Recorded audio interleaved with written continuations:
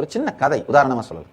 நீங்கள் ஒரு 2வது வகுப்போ 3வது வகுப்போ படிக்கும் பொழுது ஆசிரியர் வகுப்பில் கேட்குறார், இந்தியாவின் முதல் பிரதமர் யார்? நீங்கள் ரொம்ப வேகமாக எந்திரிச்சு குதிச்சு கையை தூக்கி மகாத்மா காந்தின்னு சொல்றீங்க. மொத்த கிளாஸே உங்களை பார்த்து சிரிக்குது. டீச்சர் உட்கார அப்படின்னு உட்கார சொல்லிடுறாங்க. உங்களுக்கு அப்பதான் திடீர்னு உரைக்குது விடை தப்புன்னு.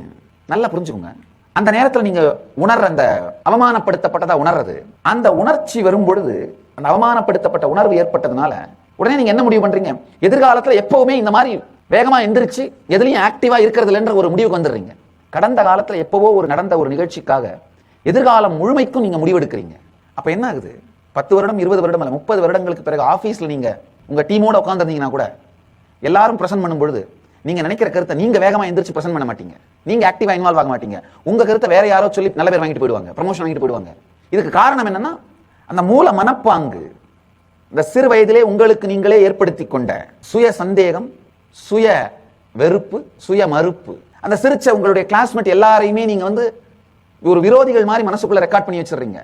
அப்ப உண்மையில உங்களுடைய தோல்விக்கு உங்களுடைய எதிரி காரணம் அல்ல, எதிரியை நினைத்து கொண்டே இருக்கின்ற, அதை சார்ந்தே சிந்திக்கின்ற உங்கள் மனப்பாங்குதான் காரணம்.